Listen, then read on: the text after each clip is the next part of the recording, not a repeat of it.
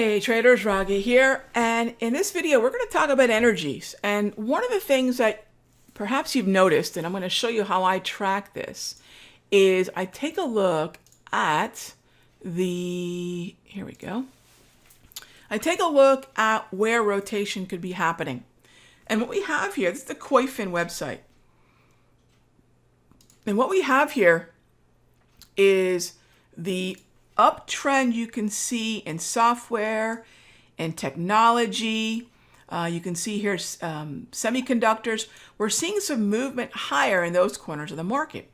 Then I'm going to ask myself, well, what's not doing so well? As attention is going to tech, and boy, that's been some pent up, attention. People have been definitely wanting to get back into that tech narrative, but what's losing out?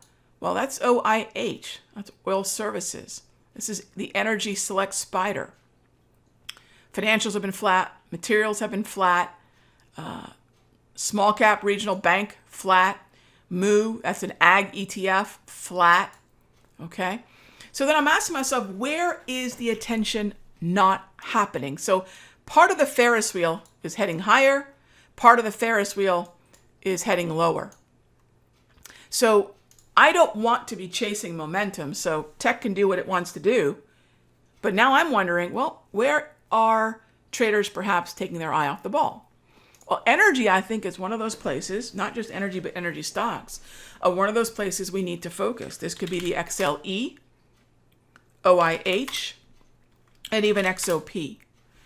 And that's also going to travel very nicely with long positions we already have and love in crude oil, in RBOB, and in natural gas. The only energy market that I am not in, and I need to start looking at it on pullbacks, is heating oil. So 3 out of the 4 we're already in. Natural gas was the most recent addition via the UNG ETF. But do you notice where these stocks should, when they recover, start moving with the commodities that they are by and large attached to? And by understanding how this rotation's happening, we're better able to take advantage of those times where there's a bit of a low.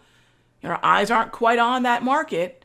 The narrative is kind of bearish, but we know the larger macro trend, the macroeconomic trend, is definitely still intact. Keep an eye on these markets, and I'll see you in the next update. Without simpler trading, I could not have financial independence. This is one of the best investments I ever made in my life. It's helping me find consistency. It's one of the things that won me